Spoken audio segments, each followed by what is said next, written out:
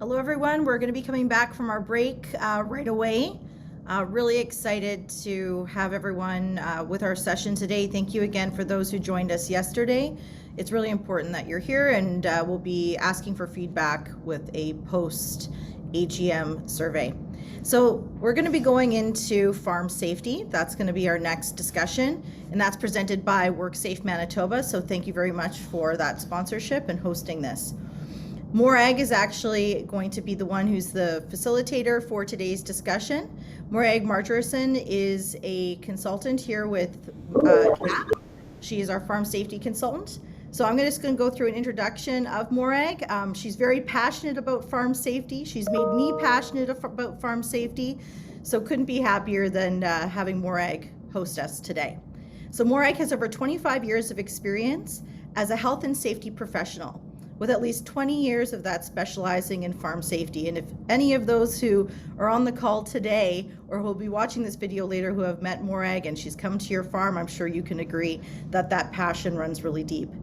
Originally from England, Morag moved to Manitoba in 2004. And an interesting sidebar, Morag moved to Elphinstone, Manitoba, which is a community I have lived in. So it was really great when we met that we were able to bond in that community.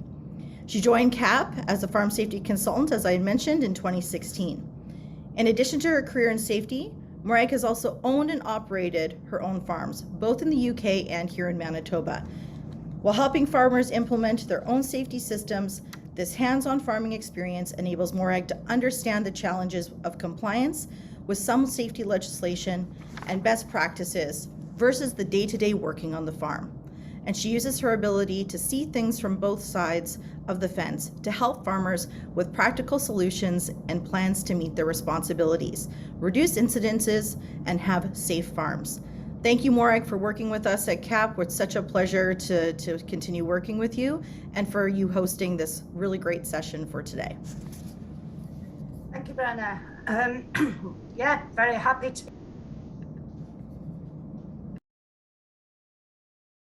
Oh, Morag, I think you were muted there for a second. Right, sorry, here we go.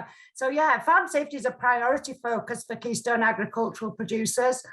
Every year, there's still many serious incidents occurring on the farms here in Manitoba, and some of them have devastating outcomes. Incidents are costly for producers in lots of different ways, both in terms of injuries, fatalities, loss of production time when somebody's not able to work, and there's even the potential for monetary fines should a worker be injured whilst working on your farm. And agriculture is also seeing increased safety legislative oversight here in the province, and workplace safety and health enforcement officers carry out more and more farm inspections each year. One of the goals of CAP's Farm Safety Initiative is to ensure that all of our producers have access to good, reliable safety information and resources. And that can help them have safe conditions on their farms, carry out work in a safe manner, and meet those legal safety responsibilities. And one of the ways CAP is working to achieve this goal is by building and fostering strong working relationships with many organizations in the farm safety space that can share their knowledge and resources with producers. So as part of that strategy today, we've got three great speakers here. We have Dave Kramer, who is the Director of Assessment Services with Workers' Compensation Board of Manitoba. We have Bob Guest, the Chair of the Canadian Farmers with Disabilities Registry. And we have Jay Bossier, who's the Operations Manager from Glenlee Research Station. And I know that they've all got great things to share. So with that, I'm going to invite Dave Kramer to speak to us. Well, good morning, everybody. I'm just going to share my screen here.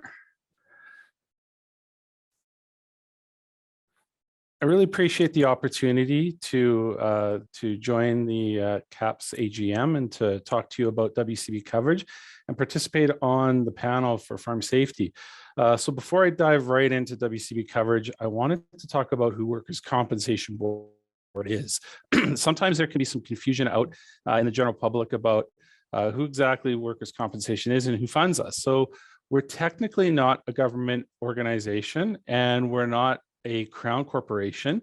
We're what we refer to as an administrative tribunal. So we have a board of directors that represents employers, labor and public interest. We have a Workers' Compensation Act, which is proclamated at a provincial level, and we ultimately report to a minister, but we're not paid by government. Our funds, we're completely self-sufficient in where we draw funds from employers who contribute into the workers' compensation system, and we'll get into a little bit more details about the system. So I've got about 10 minutes here to talk to you about what that all looks like and how it relates to agriculture. So Workers' Compensation Board in Manitoba, approximately 75% of the workers have coverage in Manitoba. Not everyone is required to have coverage. There are a number of industries that are excluded from coverage. Most are mandatory. However, there still are some that are optional, and we'll talk about the different coverage schemes. When we talk about those employers that are registered, we have roughly about 38,000 employers that register into the system, and it generates about 175 million in premium revenue. Now, the cost of our system is approximately $200 to $210 million. We're revenue neutral. We only want to collect enough money to offset what those costs are. And those costs relate to the injuries of workers in the workplace. So there's wage loss benefits, there's medical costs and stuff like that. Now, employers contribute to premiums, but as you can tell, the math doesn't add up here. We do generate some revenue as well from our investment portfolio. So that is reviewed on an annual basis to determine our funding status and whether or not we make changes to how much we charge employers, or if we issue a surplus distribution or whatever the case may be. When it comes to Workers' Compensation Board, we really like to talk about sort of the value of workers' compensation coverage. So the vast majority of employers in our system don't need to access the support of the system. And really what it does, it gives them assurances. Really, at the end of the day, they contribute into the system. They know that if their workers were to become injured in the workplace, resultant from work activities, they would receive wage replacement, medical support, rehab support. And at the end of the day, the employer cannot be sued. So they're protected from any legal action on behalf of that injured worker. So that was the historic compromise. Workers' compensation has been around for 100 years, started back in 1916. And really at that point in time, there was a need to have a system in place because tort action at that time was so expensive that in many cases, if there's a judgment against an employer, it could put them out of business or bankrupt them. And at the opposite end, and if a worker was injured and required support, the action to go through the courts was so cumbersome and it took such a long period of time to receive a judgment that there was hardship on behalf of that worker. WCB also provides supports, program supports. So whether it's prevention, return to work, cost supports. So there's a bunch of additional programs and supports that WCB can provide if your interaction and volume with the system is a little bit higher. When it comes to the WCB in Manitoba, as I mentioned, we're provincially legislated. Each province has its own legislation and each province is unique. The coverage may differ. The cost may differ, the policies may differ. In Manitoba, when it comes to the cost, what we refer to as the average rate, we're the lowest cost, the lowest average rate amongst all of the territories and provinces in Canada. What that means, if we were to take all of the employers and divide up what the equal cost of the system would be to each individual employer, it would work out to 95 cents. That's our starting point, but depending on your risk category and depending on your experience of the system, your cost will change accordingly.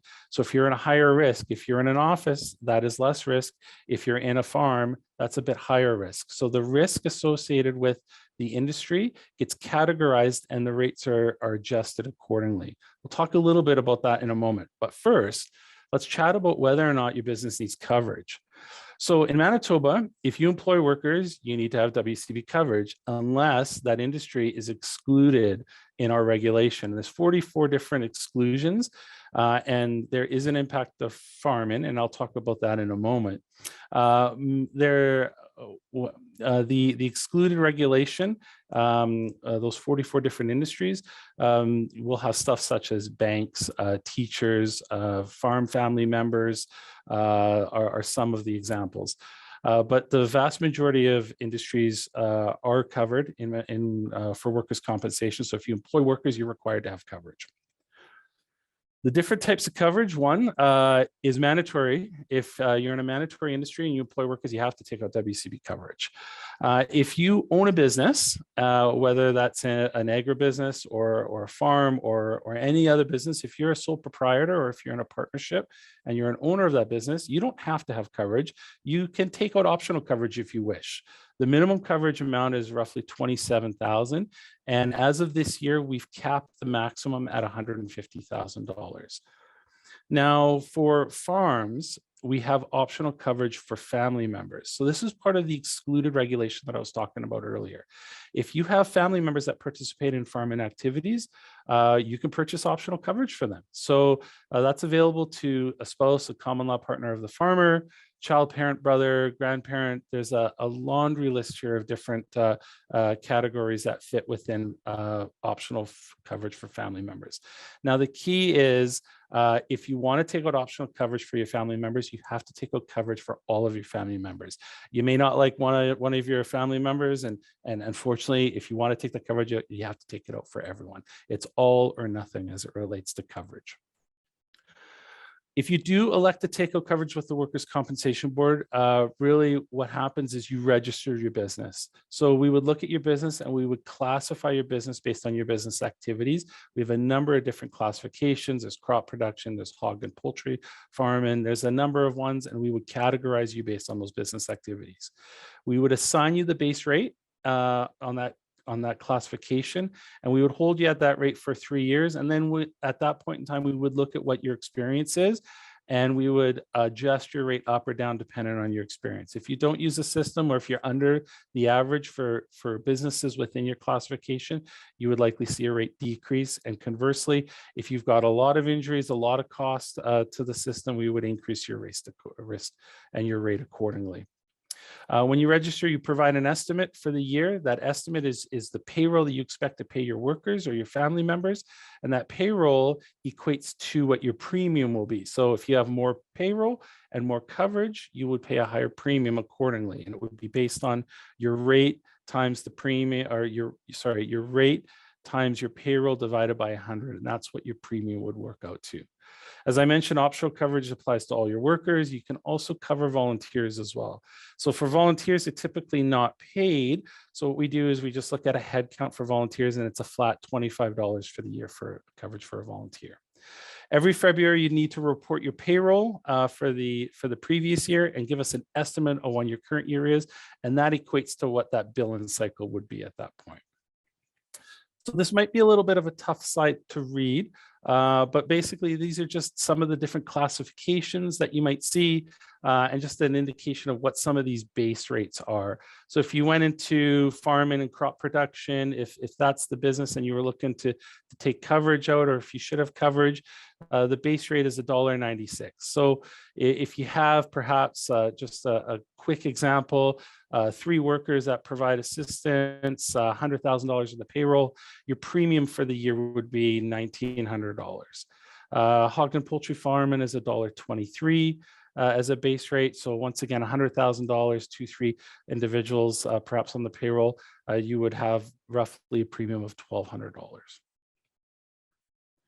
So what happens if an injury occurs on the farm? So we know in agriculture, we have 200 lost time injuries every year. Consequently, we also have significant injuries that occur in the system in agriculture as well. We, on average, over the course of the last 5 or 6 years, we realize 2 farm fatalities that are acute in nature each year. So if there is something that happens on the farm, if there is an injury, there's a required to report that injury to WCB within 5 business days. An adjudicator will review that to determine if the claim is acceptable or not. It's got to be a personal injury that happens in the course of employment with that particular worker. So we don't cover property damage and we don't cover machinery damage. So if the only incident result in damage to equipment and the operator was not injured in any way, that's not an acceptable claim in our system. We would cover personal injury to a worker who has coverage on the farm. Decisions are based on a standard of proof. It's a balance of probabilities. It's not beyond a reasonable doubt. It's just, is it more likely than not that this occurred as a result of their work, in the course of their work? And if it is, then the claim is accepted and we provide benefits. 90% of their lost earnings medical expenses. There could be permanent impairments if there's scarring, or if there's an amputation or loss of bodily function. We have pension and life insurance contributions in the event that an individual is severely injured and they can't go back to that particular farming activity or remain employed in that capacity.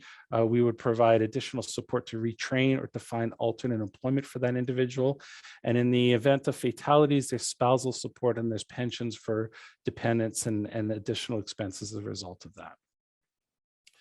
Lastly, I just wanted to make a comment about the compliance model. I think some people may be under the impression that that workers' compensation is out there trying to hunt and find individuals to ensure compliance in the system.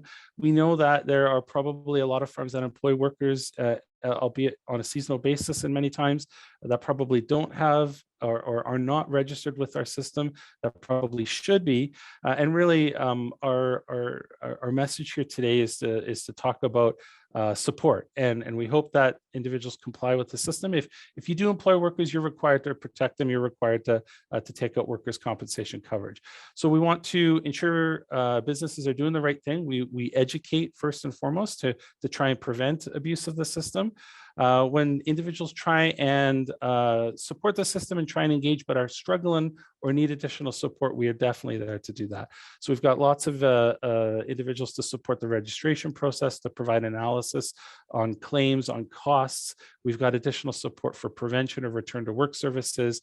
And then lastly, we've got a small component of our businesses that we interact with that simply do not wish to comply with us. And really, our message at that point is we need to protect the system as a whole for all of those that use it.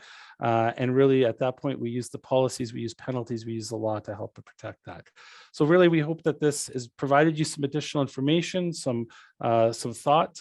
If there's questions afterwards, if you want to reach out, you can do so. You don't necessarily have to provide any name or address or business affiliation. We can provide some general information to you as well. Thank you for your time, and I look forward to participating on the panel discussion. Thank you very much, Dave. A good overview of how workers' compensation operates in Manitoba. So we can now move to our next speaker. So I'd like to invite Bob, Chair of Canadian Farmers with Disabilities, to talk to us next. Hey, can you hear me? Yes, I can.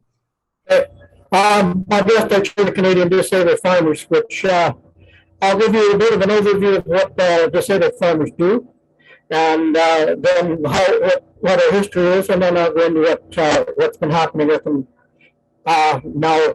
And so originally, the Canadian Disabled Farmers were developed in Saskatchewan by a gentleman named Bobby Ryan and Mary Bedell.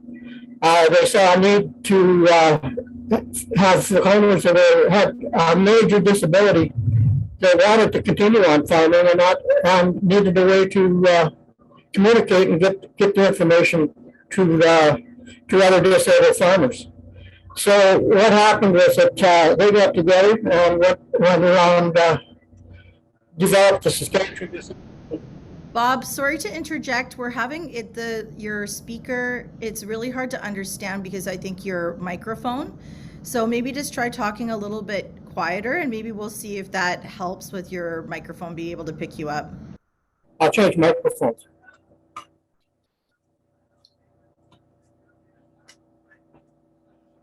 Thank you so much, Bob. We appreciate it.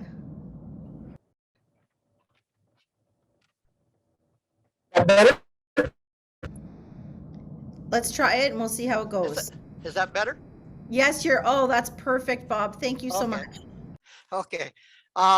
Anyway, Bobby Lyon and Murray Bedell. And one of the problems that Murray Bedell had was that when he had his injury, he lost both his arms in a baler accident.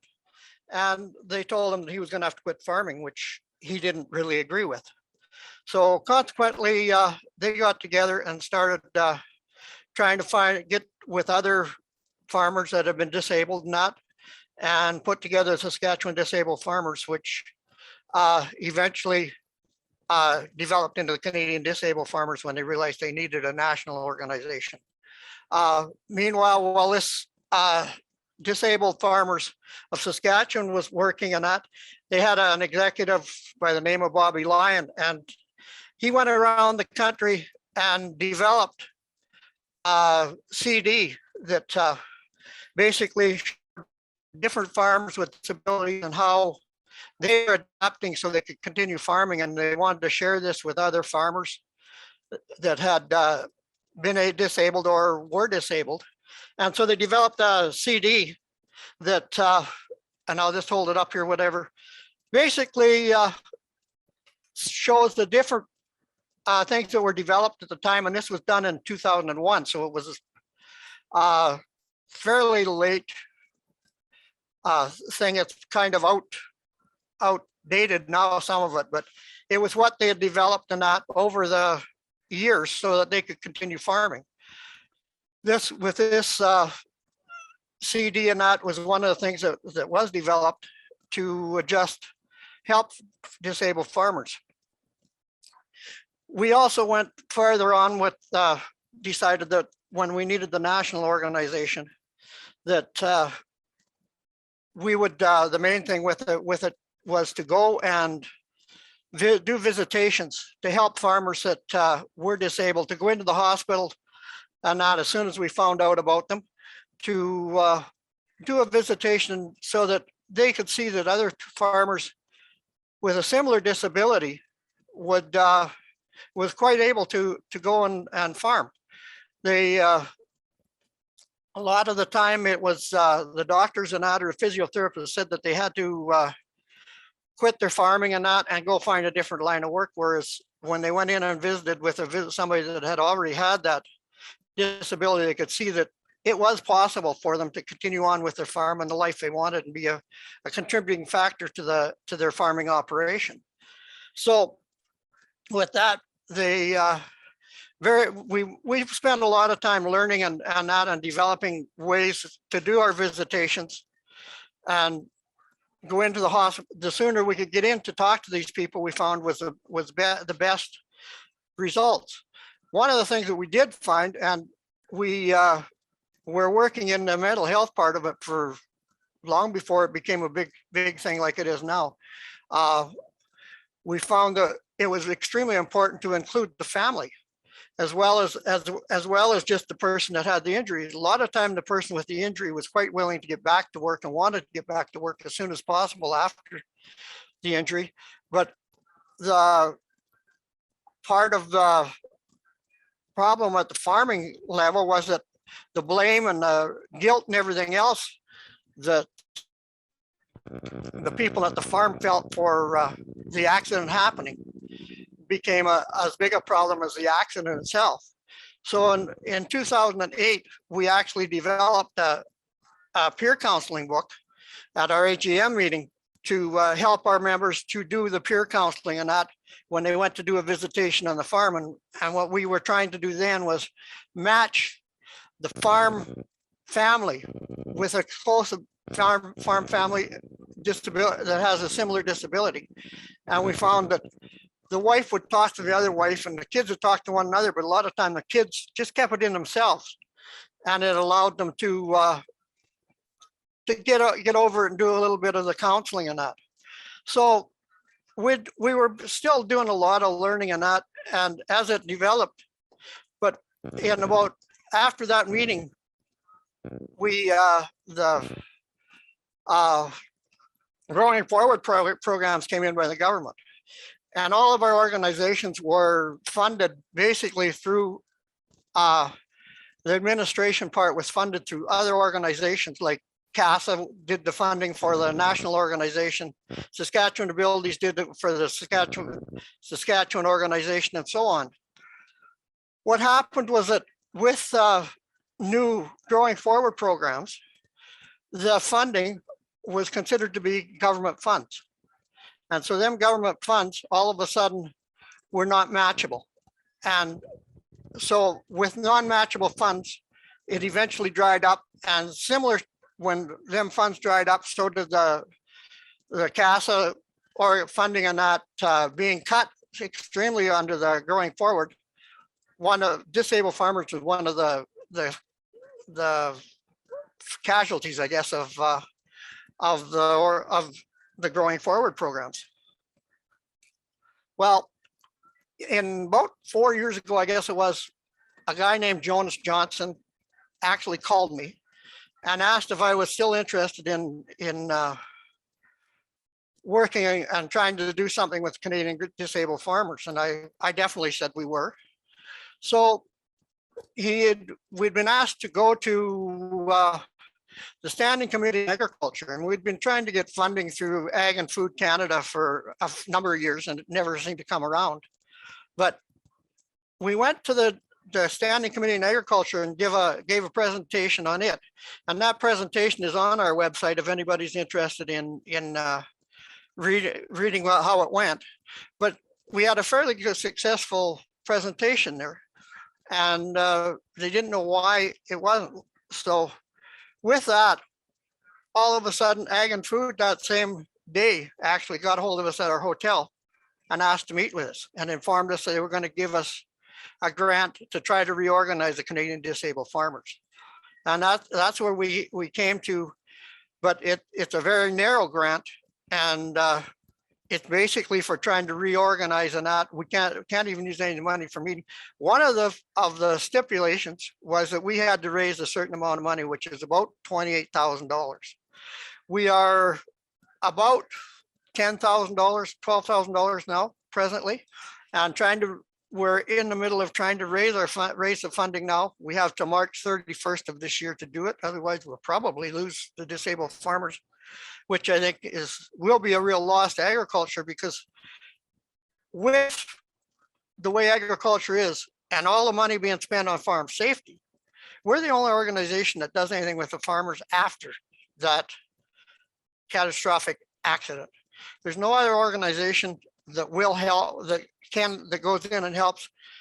And when you have somebody that's come in and talked to you in the hospital or even on your farm that has gone through the same thing, can help you set up your farm, show you different things that you can do to make your farm viable, and that it's a whole different situation than somebody that comes in and is fully functional in that and tries to tell you how to operate, or whether you cannot go back to that farming again. So we've been trying to get this organization redone and rebuilt so that we can help other farmers that are disabled and they can go back to being functional farmers. We broke the funding down to provincials. We've taken and done what we call provincial funding, and number of farmers in each province and what their contribution would to help us reach our goal. And we are about 52% from Manitoba. We need to bring them to what their level would be another $912, I believe it is. CAP and pork producers, Manitoba pork producers are the two organizations that have contributed to bring us up to that 52% at the present moment. And we have also sent out information to other provinces, and that Saskatchewan is actually over 100% of their contributions through Agricultural Producers Association, which has been very generous to us. So we're trying to make sure that this organization is properly funded, and also we're not going to be depending on other organizations to do our administration and that type of thing. We think it's an extremely important part of agriculture community to be able to. We know that all the safety in that, we're still going to have accidents on the farm. And I mean, through the workers' comp and that, you can see that we have 2 deaths and a number of accidents that happen every year. And because of the machinery and such things that we use, it's going to happen as much safety as we want. We can be as safe that we want to be, but things do happen. So we need people that can go out and talk to them on the same level, and make sure that they know that there's a way to continue on with their farming. There's nothing more I guess fulfilling in that, as far as I'm concerned. I've talked to other people that done visitations and that. And to get involved, it's a whole different perspective when somebody comes out and talks to you at the same level and talks to your family that have gone through this. And so we're really, really the only organization that has the ability to do that, to go out and talk to the people when they've had this catastrophic accident. You can take all. Bob, it's Morag here. Sorry to interrupt you. This is all really good information, but just in the interest of time, could I just ask you to kind of make a couple of closing remarks so we can move to our next speaker? Thank you. You bet. Yep, you bet. So, I mean, it's a decision that we need to thing, and I'd like to thank CAP and that for allowing me to do this presentation, and hopefully we can get the funding to continue on, because I really would hate to see it gone as of March 31st. So thank you very much, and have a good meeting. Thank you very much, Bob. So we can, I'd now like to invite Jay Bossier from Glenlee Research Station to tell us all about Glenlee's safety.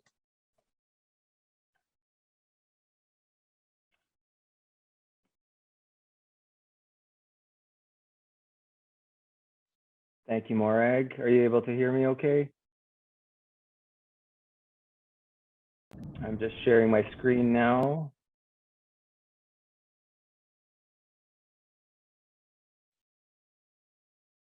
Okay, I do have a few slides that I'll show along the way, but first, good morning, everyone. I'm very happy to be here with you today. And just quick thank you to CAP for including me and Morag in this safety panel. Improving communication and bringing awareness to safety in agriculture is really important to me and the Glenlee Research Station. So we want to help pave the way for current producers and the next generation of farmers in our province, but also across Canada. So I started in the ag industry in 2005, where at least for me anyway, we didn't really talk a lot about safety at that time.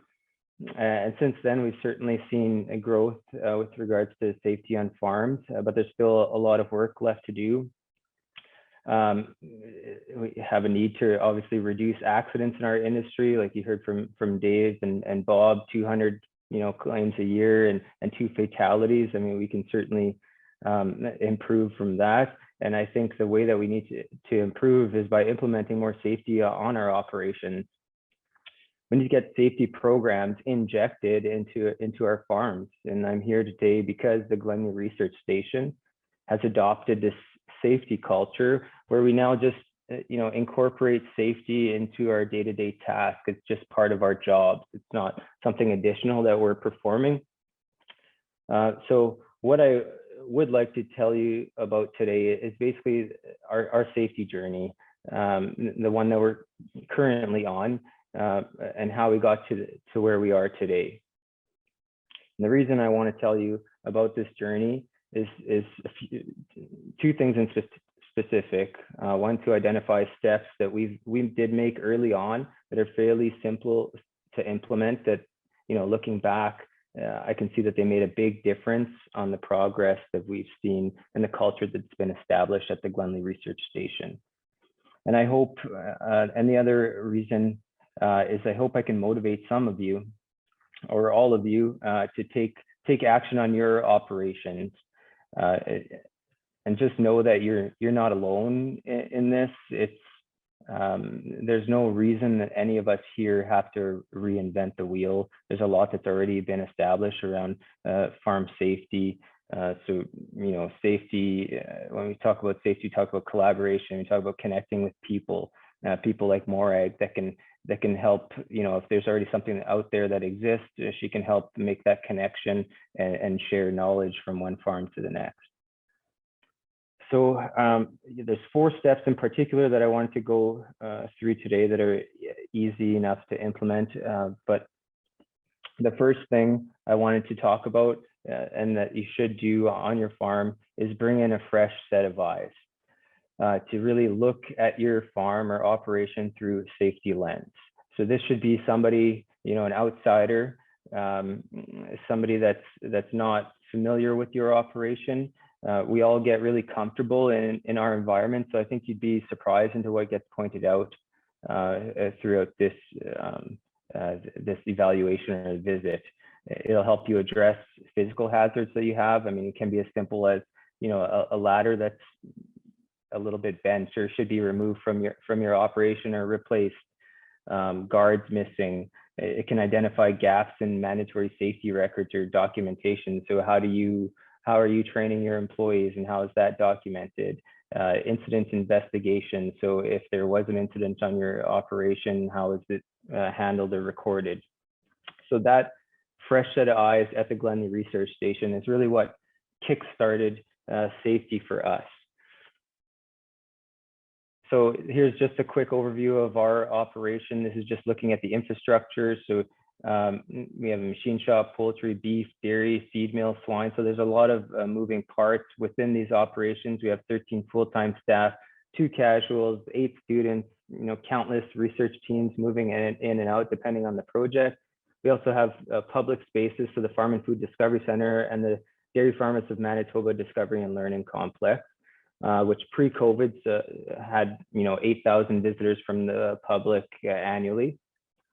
So we are, you know, there's a lot of moving parts here, but we're also a working farm. So we have restricted areas, we have confined spaces, manure storage, straw storage, there's noxious gases, and we're obviously using equipment, tractors, and various implements. So those are things that really need to be discussed prior to new employees starting or visitors getting access to the station. So with this information that we collected during the you know, a fresh set of eyes looking at all aspects of our operation here, we needed to create a plan to address this. And the plan, you know, can be broken down into a short-term plan so to make sure you're compliant, but then a long-term plan, recognizing that not everything can be fixed or implemented overnight.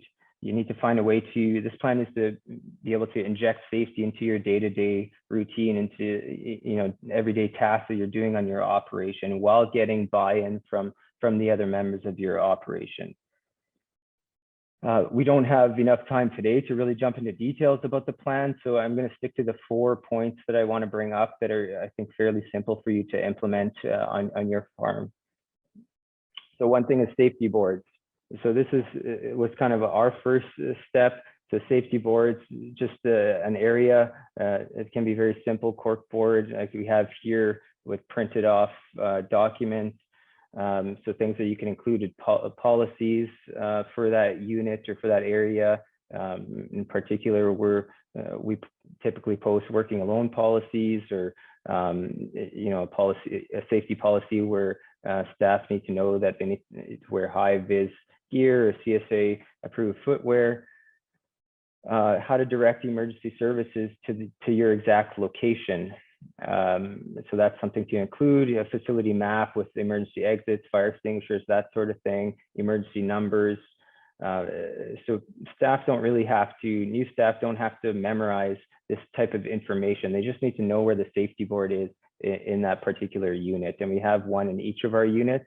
So if there's an accident that occurs, and emergency services needs to, or 911 has to be contacted, they can go to the safety board and there's basically a script that describes their exact location. So the next thing, and this is what made a huge difference for us, is orientations. I think people at the station really made this into their own. So this orientation, so you can start by creating an umbrella orientation that looks after your entire operation, or you can break it down into different units. We have both, where you know, depending on who's accessing the station, we have custom orientations and shorter orientations that are specific to the area that they're visiting. So it's just a way to introduce them to their workplace, which is going to increase your comfort level, their comfort level. It's going to make you seem more approachable, and you know, they get to meet other team members. So really opening up the lines of communication. Also a good way to identify important markers. such as mustering points, location of first aid, eye wash stations, clarifying their responsibilities as employees and our responsibility as employers. And then if they see an unsafe conditions, how to report that, what to do when they're working alone, what they can expect in terms of training moving forward after their first day. So it's really helpful for new workers and employers as well. So we've had each area create their own specific orientation. And it doesn't have, like I said, it doesn't have to be specific orientations to each area. It can be just one orientation, and you incorporate each area, and everybody can participate in the delivery. So this is a map that I just wanted to show you that's on our safety boards, and we introduced in the orientation. This is our swine barn blueprint identifying, emergency exits, eye wash stations, fire extinguishers, phone location, first aid kit, that sort of thing. And then this is the training, one example of a training document that we use, or a training plan. So it's something that the supervisor or the person training can follow, and it's documented when these activities were completed. It could look something like the table you have on the left, or it could look something like this, where we simply have the job or documentation, standard operating procedure, or safe work procedure associated with the task. And then it just provides you in an organized way for you to go through each of these rows with the new employee, over time. And then once in this particular document, once the employer and employee are both comfortable, they sign this document. So the employee is instructed not to sign this document if they're not comfortable. And it same goes for the employer. They have to both be comfortable before signing this document. So it provides a good timeline on their training, proof of competency, that sort of thing. The next thing that I want to, so the third thing here is safe work procedures. So for the Glenley Research Station, this is something that the School of Agriculture within our faculty really helped. They helped us create 5 high-risk safe work procedures in each of our different areas of the farm. So it doesn't have to be 5. You can obviously just start off with 1. These documents have become extremely beneficial for us at the station, especially when we're talking about casual staff or students, where they're not performing these tasks every day. They can, when they're coming in for their shift, they can refer to these documents for a step-by-step instructions on how that task is supposed to be complete. But I really like the first page of these documents because it identifies the hazards. So this particular safe work procedure is for manure removal in our poultry facility. So it identifies potential hazards. It identifies personal protective equipment that you have to wear when you're doing this task, and it identifies what training you should have received before doing that task. So it's a really good document, and the School of Agriculture really helped all of our facility supervisors at the Glenley Research Station learn about how to create these documents. So we have many of these in each area of the station. And then the last thing that I wanted to tell you about is safety meetings. And it doesn't have to be a meeting specific to safety. It's just obviously everybody in their operations are meeting on a regular basis, whether it's the day at the end of the workday, at the start of the workday, you're going over a plan for that day, what you're going to be doing. So it's important to inject safety into those discussions. If you know that you're going to be doing manure removal, like in the poultry facility, like I just showed, it's important to maybe go through that document with everybody before stepping into the barn, identifying the PPE that's required. So this is just an example of what we use at the station. This is an operations meeting that we have with all the leaders. So we always have that safety and biosecurity category on our meeting. Even if there's nothing in particular on the agenda, that category is there in case anything comes up. It just creates an inviting environment. It sets the stage for opening the discussion. So that's all I wanted to go through with you today. I hope I didn't go over my time, but thank you very much and look forward to the panel discussion and any questions you guys have. Thank you very much, Jay. Really good oversight of all the things you've been busy with at Glenlee. So yeah, we can move to a few questions for the panel here. The first one that I have, I think Dave Kramer is going to be the person that can best answer this one. Is it beneficial for a farm to have WCB optional coverage for a family member who usually works off farm, but does sometimes come home and gets involved in farm tasks? Yeah, absolutely. So part of one of the benefits that the WCB provides to an injured worker is what's referred to as concurrent earnings.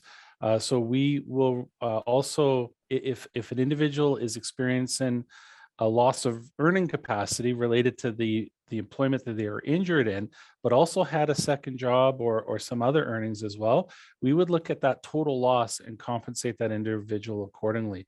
So if you have somebody who's on the farm for perhaps a concentrated period of time or in a very small component, and meanwhile they're working a full-time or near full-time job off the farm, and they're injured on the farm and they have that coverage, then yeah, we would look at that and we would determine what their loss of earning capacity for both those jobs and functions would be, and we would develop their benefit rate based on that. Now, as the employer, as the business, we wouldn't charge the other earnings back to your cost experience. In fact, the concurrent earnings that we would provide would go in the general liability pool, if you will. So those are, when it comes to determining a worker's loss of earnings, it could be a different job and it could also be non-monetary. So there's a situation I ran into very quickly, less than a minute, Morag. There was, as a case manager, I had an employer and a worker that was injured. He was a ranch hand that was crushed by livestock and had a permanent injury. And the wages that they were paid on the farm were established and set, but there were other benefits that they reaped as well. They had a residence on the farm that they were able to use and lived in. They had the use of a vehicle and gasoline, and the farmer also covered their utilities for that residence as well. So we were able to establish a market value for those benefits that the farmer provided, encompass that as part of their benefit rate, and help that injured worker as well. Fantastic. Well, that's great information. A question for Jay, I think, really. What do you think is the most important benefit that implementing all this safety at Glenlee has brought to the operation? What sticks in your mind most, Jay?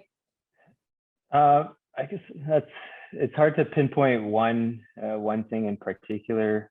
I think just bringing an awareness for safety at the station, and especially for our students that come through. You know, we're setting a really good example for them. And the other thing, I guess, would be like collaboration. So that's within our faculty of agricultural and food sciences, but within the Glenlee Research Station. So you saw the different units that we have. So the safety has brought those units closer together. It resulted in more collaboration, better relationships, better team at Glenlee. So and that's also resulted in this pride that everybody has in transferring the knowledge that they've developed over the years and over the experiences that they've had, to another unit or to students. So I think that's what those are the three things I would pick. Great, thank you. So I think probably everybody would have some comments on this question. There seems to be an awful lot to do in terms of farm safety. We hear all these different things. Where should farmers begin their safety journey? What should they do first? Let's start with Dave. Any suggestions from Dave? Where would you begin if you were going to go into a new safety system? Well, there's lots of supports out there. So part of it is just recognizing the fact that there is risk on the farm, whether or not it's the direct farming activity itself or just being involved in the environment. So workers' compensation itself deals with covered industries, but we also support industry-based safety programs to help support farm safety as well, and partner with individuals like CAP and their farm safety program. There's numerous other industries that we help support as well. So part of it is the awareness, looking at your risk tolerance. There's an environmental farm safety plan that eventually cascaded to a farm safety plan that CAP had initiated a number of years ago, which was a great start. Listening and hearing discussions from champions like the Glenlea Research Farm, those are all great places to begin. Jay, where would you suggest people begin? Oh, I think this is a good time for you to post your number, Morag. I think that would be a good place for everybody to start. But you know, obviously we are, you know, we want to be part of this as well. Like, you know, you can't handle, you know, everything when it comes to safety in agriculture. So, you know, by contacting CAP or Morag, I think that is a really good start. And then you could make those connections. So I see there's some questions there about some of the documents that I posted. So, you know, if that's something that you're interested in, you can contact Morag. Morag can put you in touch with me and we would be happy to help. Great, thanks, Jay. Yeah, where to start? I always think of farm safety as kind of a spinning carousel, and there's no right or wrong place to jump on board. So yeah, whether it's getting myself or somebody else to come and have a look, whether it's looking at some resources, whether it's just poking your head up and learning what the legal things say you have to do, or it's just throwing away that old damaged ladder that we've referred to before. It doesn't really matter where people start, just kind of make a start. So, Greg, we actually have a question that's come from the audience. Do you mind if I go ahead with absolutely, go ahead, Brenna. Okay, does WCB farm coverage help reduce a farmer's liability if a contractor is injured on the farm when the contractor does not have his own WCB coverage? So the contractor, if they don't have WCB coverage, then they would be the responsibility of the farmer. So one of the elements of a robust safety and health program is to have a contractor policy in place. So ensuring that when you do have contractors enter the property or the workplace, that they have coverage with workers' compensation, because if they don't, if the contractor is performing work on the farm, if they become injured, they could become the farmer's liability or that agribusiness's liability. Thank you, Dave. And I think we'll just look at one more question in the interest of time. So any opinions on how would having a strong safety system in place on the farm help with attracting and or retaining workers? Dave, any thoughts? Well, commitment to safety, having a commitment, a policy, having training in place, hazard identification and awareness, those are all key to up and coming workers and attracting workers, because they know that you have put good thought, that you're supporting their development, that you're looking after their best interests. If you have coverage in place for workers, they know that they're protected, that will be attractive to them in sustaining a working relationship with them. So I think that those are very valuable. Perfect.